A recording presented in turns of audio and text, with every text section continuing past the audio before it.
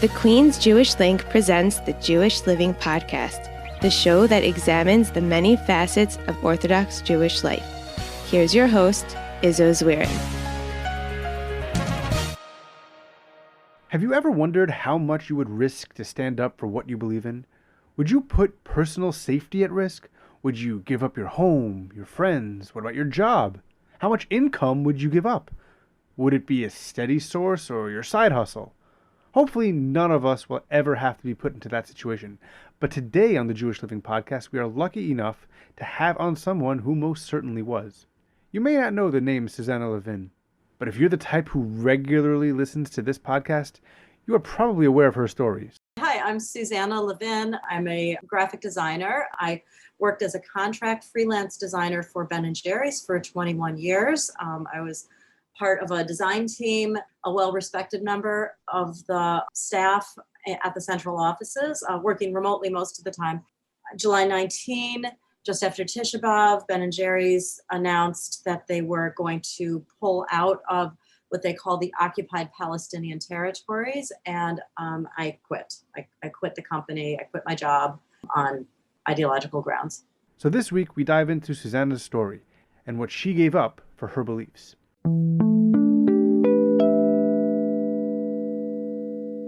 So Susannah, thank you so much for joining me this week. I really appreciate it. And I understand now that you started a new job. So mazel tov to you on that. Thank you. I take on projects. Okay. Yeah. All right. So I have a couple of projects now.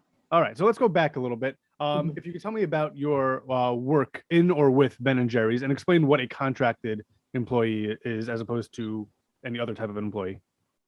Well, I wasn't an employee, but by my own design, I preferred to be a contractor, meaning that I have my own business. I'm a freelance designer. So I'll provide services for a company and invoice them. It just so happens that Ben & Jerry's has been virtually my only client for the last 21 years. I've worked at times full-time, at times part-time, depending on the status of my family. It was so I could raise my kids that I wanted this flexibility. Yeah, that's what. All right. So what did you actually do for Ben & Jerry's? I have been part of the design department team. There are about 6 or 7 of us that share the work. My artwork has been part of the company for 21 years. It's been anywhere you look, you're going to see something that I touched, whether it's in the grocery store, point of sale ads, the little stickers stuck on the freezer door, packaging, store design. Store design. I just designed a couple of store exteriors down in Florida. I've done a lot of interior work. I have been the main mural designer for the company. I've made scores of murals that are in scoop shops all around the world. All kinds of things. Wow. A lot of stuff in manufacturing too. Safety, informational signage to help the workers. Oh, so it's really a variety. It's not just about the ice cream. There's a lot of other things going on. Yeah, there's a lot of internal art.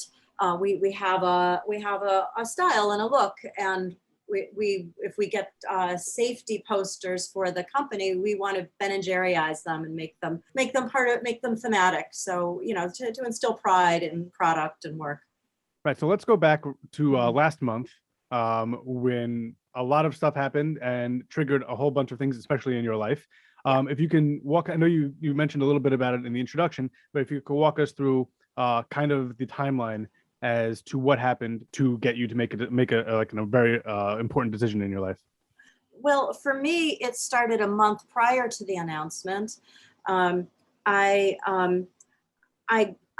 a contractor rather than an employee, I wasn't party to the internal meetings, but I noticed on social media that Ben & Jerry's had gone silent, during the Gaza war in May, and so for 2 months until early July, until their announcement in July, they made no social media mention of any kind. And during that whole time, there was a lot of pressure by various BDS organizations on Ben & Jerry's to divest from Israel. They've done this a lot before, and I think part of it is because Ben & Jerry's, where Ben & Jerry's places themselves in the spectrum of intersectionality, whatnot.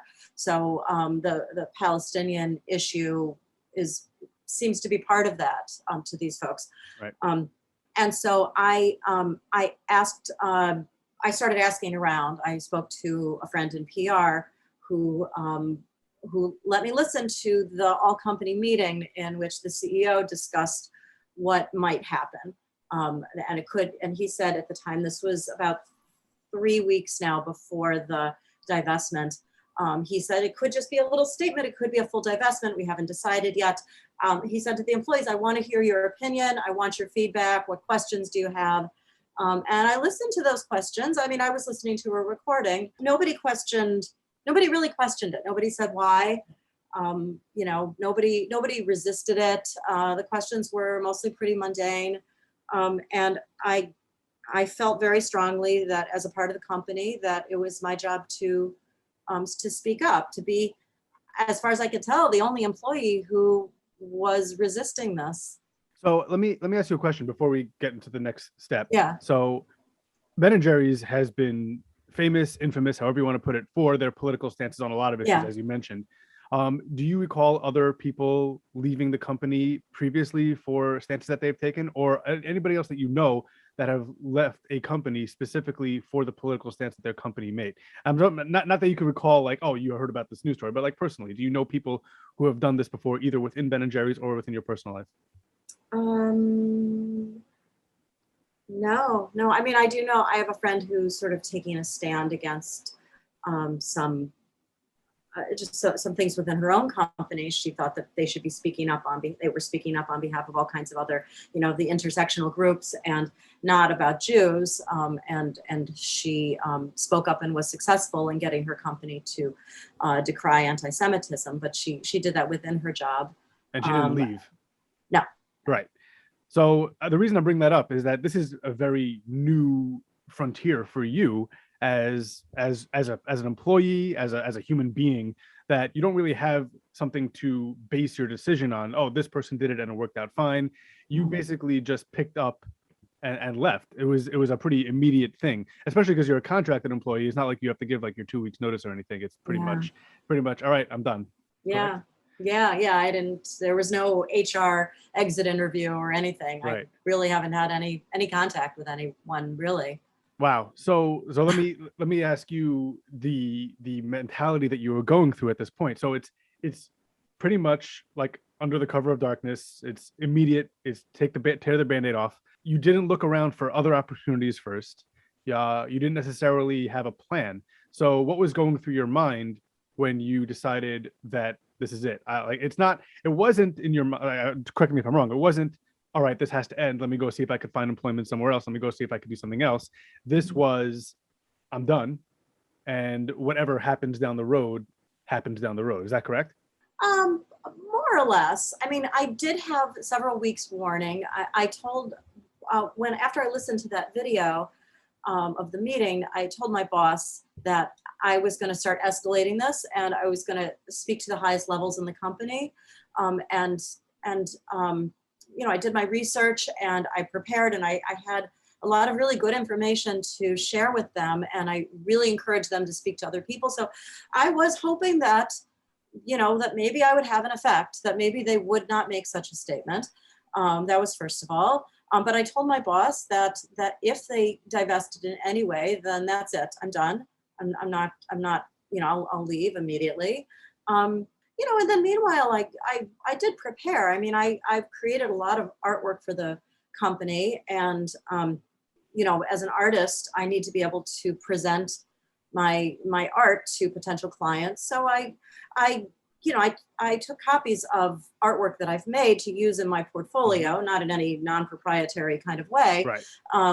But I was preparing for myself, thinking that this was coming. And I spoke to my husband and I said, you know what, I think I have to leave this job. I think this is going to happen. And we discussed it. And, we figured that we could slide by for a while. And, it just, I couldn't stay there. How could I stay there if they were going to speak if they were going to join up with BDS. It's just completely anathema. Exactly. And you brought up another point here that it's not just you that's affected by this decision. It's like you have a family, you have a husband. I'm assuming you have other expenses. Kids. Yeah. I have some tuitions that I'm paying this year. Exactly. So it's not just like a situation where, all right, we can slide by for a little bit. It's I actually have things that need to get done, expenses that need to be paid. And so that in my mind, that's all the more reason why this is more of I'd use the word heroic, but maybe there's a slightly lighter word that you can use for it. Like it is a real stand that you have taken in this situation, especially when you're concerned about your financial security. Now, the reason that I really wanted to have you on is to talk about others that might be in the same boat. Not necessarily that they're in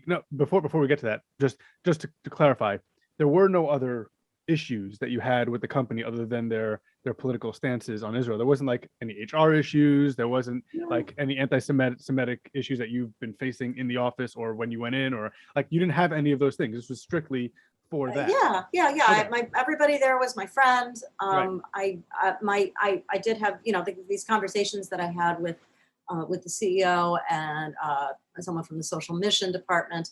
They weren't necessarily all positive, but these were not people that I had prior relationships with.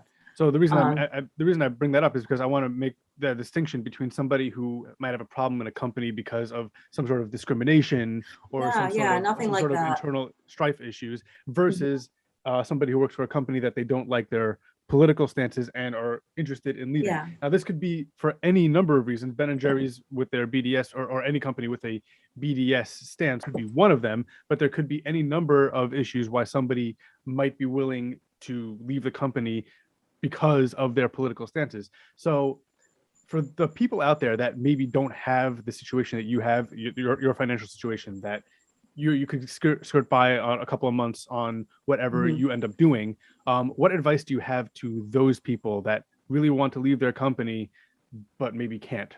They're kind of trapped.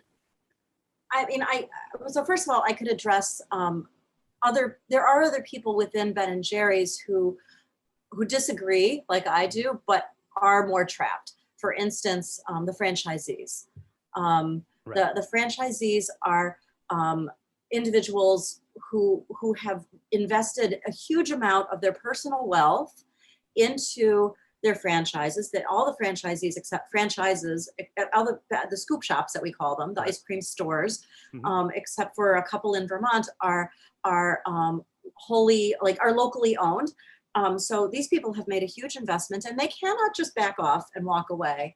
And there are people in, very Jewish areas where they've seen boycotts, and, they didn't do this. This wasn't their political stance. There's a shop in the Upper West Side, the Joel Gassman. Yes. He and his son, I believe, own the shop together, and they made a beautiful statement on Facebook. I'm super impressed with them. They said they stood up against Ben and Jerry's. They said this is not our belief. We love Israel. We still we support Israel, and they put their money behind it. They pledged Meiser. They said 10% of their profits will go toward education in Israel, is what they said they were donating to. And you can look at their Facebook page, Ben and Jerry's Upper West Side. Go. If you guys are in New York, go and support them. Absolutely. And a whole group of franchisees, I believe 30 of them, wrote a letter recently, not entirely in support of Israel, but showing I know that some of those people are very much in support of Israel. I know many of the franchisees, but the letter says that you don't speak for us when you make these statements, and you're doing damage to our business. And they're demanding that it's rescinded. So there are other actions that people can take besides quitting. I feel like as a graphic designer, my field, I can apply my skills to many types of businesses. So for me, it's not as much of a sacrifice as a franchisee who might have literally millions of dollars invested and they just can't walk away. Right. So let me ask you a question on that. Yeah. Is it possible for a franchisee to, like, what would the cost be to stop working with Ben& Jerry's and maybe switch over to Haagen-Dazs or Carvel? Or is that, I don't know if that's something you know. All I know is, because I worked on some of the brochures years back to attract franchisees, and I just know they put a huge amount of money into their infrastructure, and the whole shop is designed for Ben& Jerry's. I mean, they would have to strip down the whole shop and do a huge renovation. It's not a small thing. Right. It's not a simple thing. I really feel for those guys. Right. So while we're on the topic of boycotts, what do you think about boycotts in general? A lot of people stop buying Ben& Jerry's products. Maybe I understand what you think about going to the actual store, but then there's there are the scoop shops, but then there's the supermarket things that are for sale, and then there's the stores that you may not know if they're franchisees, or if you're on vacation in Vermont at the end of the summer, which I know some people do. Like, are all those scoop shops owned by Ben& Jerry's? I think all the Vermont ones are owned by Ben& Jerry's. Okay, so in terms of boycott, how much does that how much does that affect anything? How much does Ben& Jerry's know about those things? And I don't actually know. Yeah, I don't. You don't know. And what about you? Have you stopped eating Ben& Jerry's? Or is that something that you were doing for a while? Well, I am a Jew, so I'm lactose intolerant, so I wasn't eating much of it to begin with. But as soon as I quit, I went out to the grocery store and I bought some Haagen-Dazs and gave it away. Wow. And I guess that's so phenomenal. I'm not I'm not crazy about boycotts because I see how it's used against us personally as Jews, as people who support Israel. So I haven't come out strongly for a boycott. But I personally am not buying it. Okay. However, in Israel, if you have listeners who are in Israel or going to Israel, it's a different scene there. Yeah, I'm just coming from Israel myself. I was just there a week ago. And I spent time with Avi Zinger, who's the CEO of Ben& Jerry's in Israel. And he really wants people in Israel to know that he's a victim of this. He didn't want this. He refused to do what they told him to do, in fact. So if you're in Israel, mamash, like, buy Ben& Jerry's. So Ben& Jerry's Israel is not holding to the standards that the international corporation has put out, correct? No, they're a separate entity. The statement really, the statement that Ben& Jerry's put out is different from reality. First of all, they cannot pull distribution from what they call the OPT, the Occupied Palestinian Territories, which I presume they mean Yehuda and Shomron. They can't do it because they're not in charge of the distribution. That is Avi Zinger, who owns an ice cream factory, and he holds a license for Ben& Jerry's. So he is not making that change because, one, it's illegal for him, for the state of Israel. He actually can't. And he also refuses. I'm not sure what else that they asked him to do over the years, but he told me that he has refused to do what they told him to do. Wow, good for him. Yeah. And I know that he was instrumental in getting you into Israel. I mean, it's hard to do it right now in terms of COVID. But if you want to share that story, I thought you told me this. I don't know if you can, but I guess so. Yeah, I don't want too many people to be calling him up. Well, I don't think a lot of people are in your shoes. Probably not. No. When people know about me because this went up. I made a Facebook post and I agreed to make it public, and it just went all over the place, and I got all this positive press, and I really wanted to go to Israel, so I thought maybe somebody could get me into Israel. So I asked around a little bit, and Avi Zinger was really happy to help, and he knew some high up people, and I got an e-shore in 24 hours. Wow, that's phenomenal. And for those people out there listening, like, I've been trying to get to Israel the entire COVID and I couldn't get in. Yeah. Within 24 hours, you got one. That's phenomenal. Yeah. People kept asking me, how did you do it? I said, you wouldn't even believe it. So I got to go see my kids, my granddaughter. That's phenomenal. Really great. All right. And have you ever considered, making Aliyah in light of all this? Maybe going to work for Ben& Jerry's in Israel? Yes to everything. Yeah. No, we've been planning Aliyah. We haven't gone yet, but we've, God willing, in the next year or two. I know you live in Albany, and Yes. I'm aware that the weather in Israel is a lot better than the weather in Albany. I wish you, at least according to me. Well, we were Northerners. We like the snow a lot. Okay. Well, then you'll miss it. Maybe you have to visit up north in Israel when you go. I would definitely miss the snow. Yeah. So what are you doing now? Now that the Ben and Jerry's chapter in your life is over and done with, you've moved on. If you could tell us what you're doing now and where people can find stuff that you're doing. Oh, thanks. So, I received all of these very positive messages on Facebook, and among them, a lot of people personally, sent me personal messages, offering me jobs, offering me help, offering me networking. And so I've taken them up on it. I found, I couldn't have imagined that was going to happen. As we discussed earlier, I presumed that I would be out of work for a while. And it turns out that when you stand up for what you believe in, other people who believe in that respect you. And I mean, I've had people just, heads of companies, all kinds of people come toward me and want to help. And so I'm not really looking for a job right now. I'm looking for, I do projects. So I already have 2 projects. I started one yesterday. And those are both directly from, people that I met through Facebook messages. One of them, it turns out, wrote to me, a great woman who does PR in New York. And she wrote to me and she didn't even know what I did because I didn't say in my post, but she said, is there, what do you do? Maybe I can find you work, and I told her what I did. And I just did a project for her yesterday. It turns out that our sons went to yeshiva together. Oh, So, wow. what I found in this whole process from starting my research for speaking to Ben and Jerry's to this time now is that the Jewish world, we got very small and very warm, and people just wanted to help. It's amazing that you received overwhelmingly positive feedback. Has there? I hate to ask this question because you've been so positive about it. Has there been negative also? Very little, actually. Wow. That's surprising in such a social media driven world. Well, I should leave the caveat that I don't do very much social media. So a lot of it, I just didn't look. So I didn't even look at Instagram and Twitter. My friends were looking at it for me. I made a Facebook post and it got screenshotted and put up there. So, right. I'm a mother of teenagers. So I have an Instagram account, but it was really just so I could spy on my teenagers, which didn't work out. Everybody can attest to that.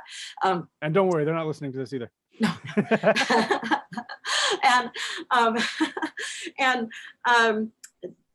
So apparently there were some people that, made comment. It was mostly some anti-Israel things, not anything personal. And the other thing that happened is that there are Jewish security organizations that step up and help. And I had 2 different organizations that voluntarily stepped in to monitor my social media for me and to make sure that there were no threats. And that just happened. I didn't ask for it. That's amazing. Yeah. But and no threats. Not that I'm aware of. Right. No. Okay. Terrific. That's phenomenal. So overall experience, looking back at this, I mean, we're not that far removed from this whole thing. But I'm going to ask you to look back at the whole experience from the spring all the way up until now. If you can give me your overall reactions to everything that's gone down in the last couple months. Well, when the whole thing started, and I realized that, as far as I knew, that I was the only person that really was against it. I kept, it seemed a little silly, but I kept thinking about Queen Esther, how she was in the palace and she knew something that was going to befall her people. And she came to realize that it was only her, that could speak to it. And thank God this, no one was plotting our demise, but for a company that I was very personally invested in, and I felt very close to the people and to the product and had a lot of pride in it, to know that they were willing, honestly, to sell our people down the river, to join up with BDS and share that kind of propaganda.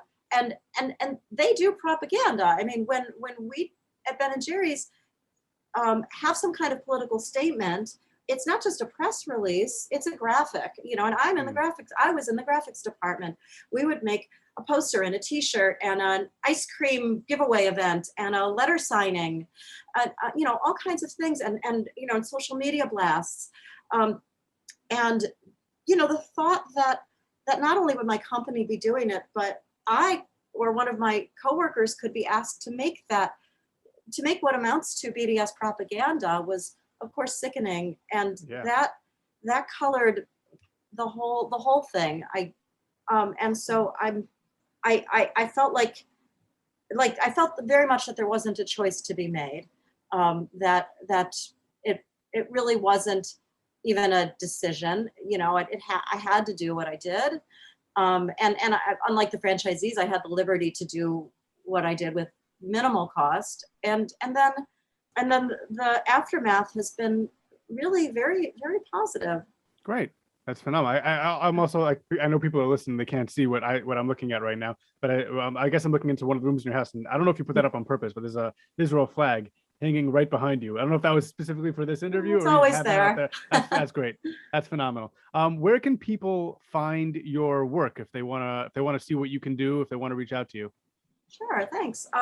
I just launched a web portfolio, SusannahLevinDesign.com. You want to spell that out? Yes, it's SusannahLevin design.com. Great, and we'll of course link to that on the show notes and all the social medias where you follow it. We'll tag you on social media, but if you're not on it, then you won't see it. That's fine. I know that you have the social medias. I just don't know that you'll check them, but that's okay. I'm not a big user. That's okay. We trust you anyway. Okay. All right. So, is there anything else you'd like to leave us with? And by the way, no is an acceptable answer also.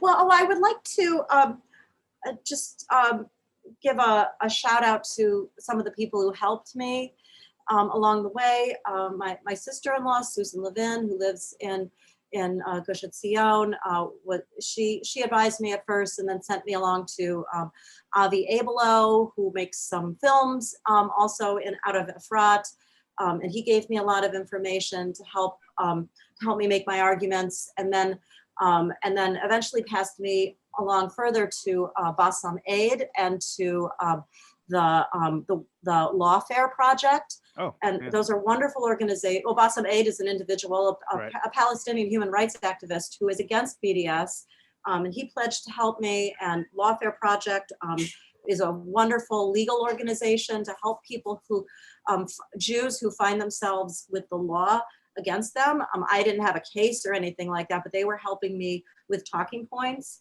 And then ultimately Stand With Us, who I probably could have turned to at the beginning because they would have provided all of that information as well. So if you find yourself in a position of being the only person around who needs to defend Israel, defend the Jewish people against these kinds of spurious claims, Stand With Us is a great resource to get help. And you turn to these people and they'll do anything for you. They just step in and help and really give you the information you need. So that's amazing. You mentioned Lawfare Project. They were actually one of our guests a while ago, and people want to check that one out. That's episode 35. They could check out our discussion with Tzipora Reich of the Lawfare Project. I don't know if that's who you spoke with, but No, that's who was on our show. They are a great organization, and maybe one day we'll get Stand With Us on here also. Yeah, absolutely. All right, Susannah, thank you so much for joining me this week, and I appreciate your time. And good luck with everything in your near and distant future. Okay, thank you very much. Nice to meet you. My thanks to Susannah Levin for joining me this week. I'm curious to hear of others who have taken drastic measures that may have been detrimental to their own self-interests in order to stand up for their own beliefs. If you know of such a story, please reach out to us. We'd love to hear it. Additionally, this is our final episode before we break for the Tishrei Yomim Tovim. So please have a Ksiva v'Chasima Tova, a Chag Kosher v'Sameach, and until after Simchas Torah, Kol Tov. The Jewish Living Podcast is produced by Sreli Paikus. Our theme song is The Band by A.B. Rottenberg. Follow us on Facebook at The Jewish Living Podcast and on Twitter and Instagram at Jewish_living.